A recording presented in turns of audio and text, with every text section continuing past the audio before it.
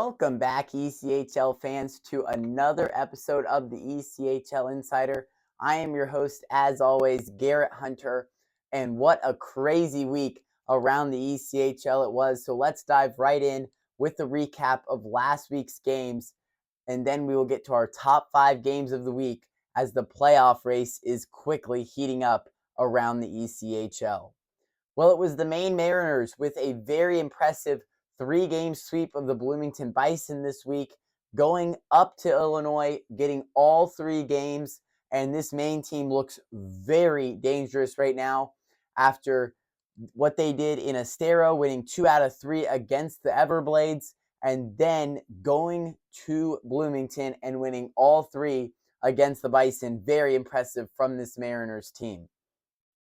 Also, the red-hot Kansas City Mavericks, a 1-0 overtime win over the Wichita Thunder last week. This is, almost unheard of at this point. The Mavericks have won 25 of their last 26 games. Pretty much unbeatable right now is the Kansas City Mavericks, but they will be on our top 5 games of the week, and we will talk about them in just a moment.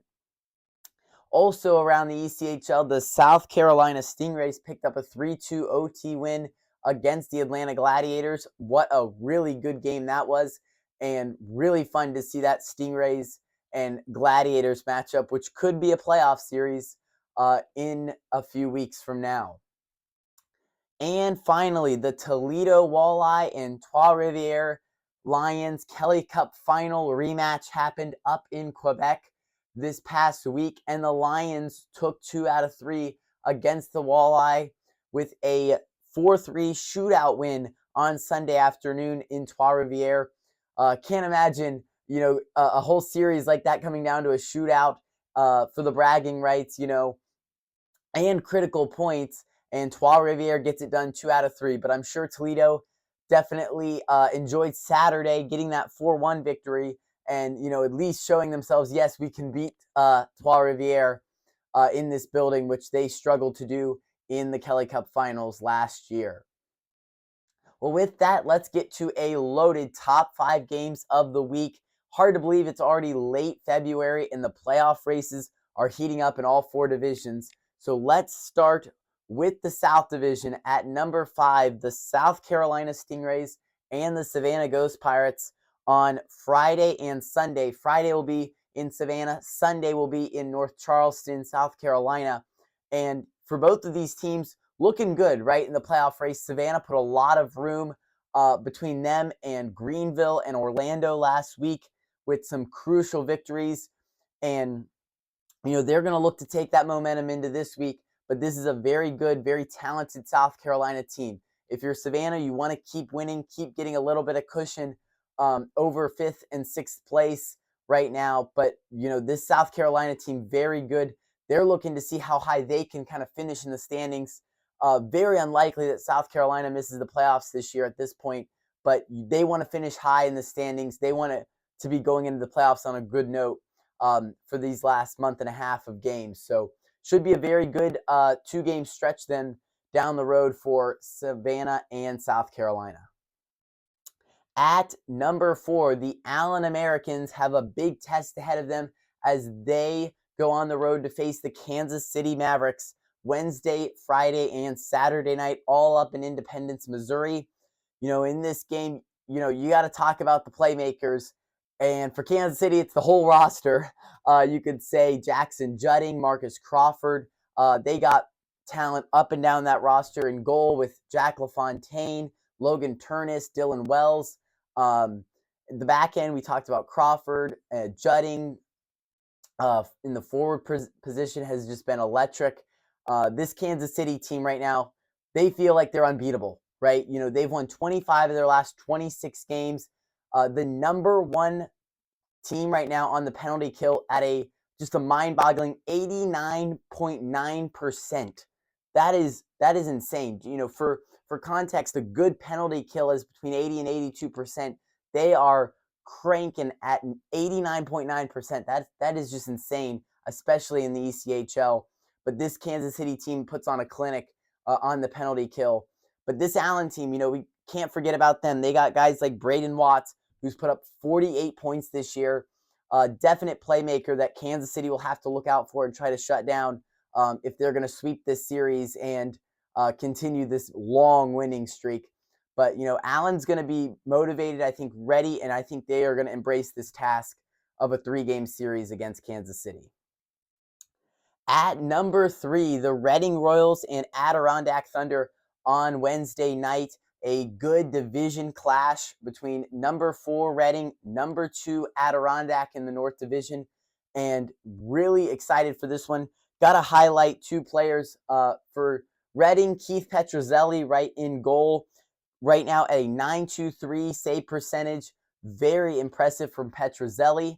And then for Adirondack, Brandon McManus, 49 points, and get this, a plus 28. Just a dynamic forward right now for the Thunder. Definitely a challenge for Reading to stop McManus and for the goaltender Keith Petruzzelli to try to shut down a playmaker like that. Should be a very good game on Wednesday night to see between the Royals and the Thunder. Well, we'll keep it in Adirondack for our number 2 game of the week. The Maine Mariners and Adirondack Thunder on Friday night. 2 teams that look really impressive right now. We just talked about Adirondack, and their goal scoring ability has been very good. But for Maine right now, they're feeling really good about themselves. They've won 2 out of 3 against the Everblades. Then last week they go up to Bloomington and sweep a 3-game series with them, and now they come still on the road to Adirondack to face a very good, very talented Thunder team, much improved from last year's Adirondack team that we saw. But, when you talk about Maine, got to talk about Brooklyn Kalmakov, right? Very talented goal scorer. He's been doing it all year for them. And in goal, right?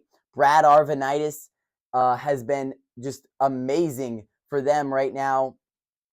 Several key victories for Arvanitis and the Mariners, and he has looked very good for them. So definitely a big challenge going up against this Adirondack team, but I think Maine will be ready on Friday night.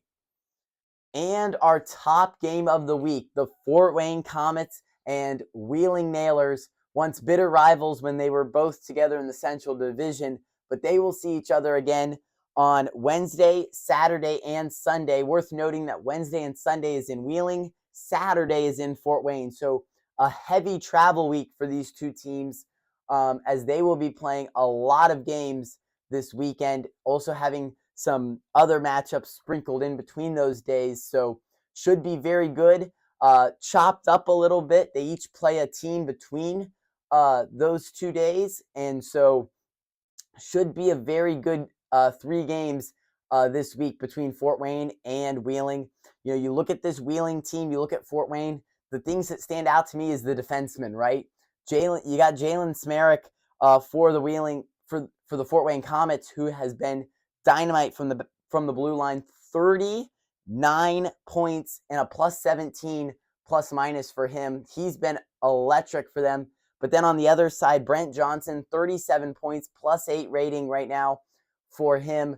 Johnson's looked very good and been a very, very key piece of this defensive structure for the Wheeling Nailers. So should be good to see these guys rip them from the blue line, and definitely 2 responsible defensemen in this league in Brent Johnson and Jalen Smerek. So really looking forward to this Komets-Nailers rivalry reuniting this weekend. Should be a very good 3-game series.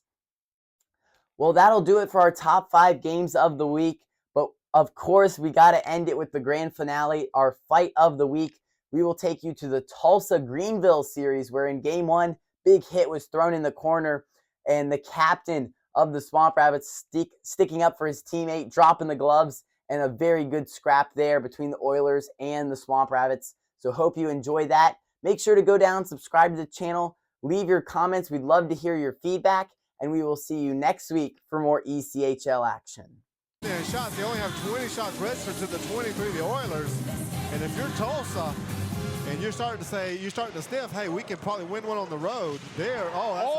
Hard hit to the corner, and Atkinson comes to the defense of his teammate. It's Lucas Urasek. Atkinson's second fight in as many games. He's pinned into the boards, trying to get that hand free, and he popped one. one. Atkinson tries to come back with another. Atkinson starts to land some rights. He pins up Jurasek into the boards, comes with more overhand. And finally, the linesmen separate them. That is Patrick Polino, who goes to the back of house.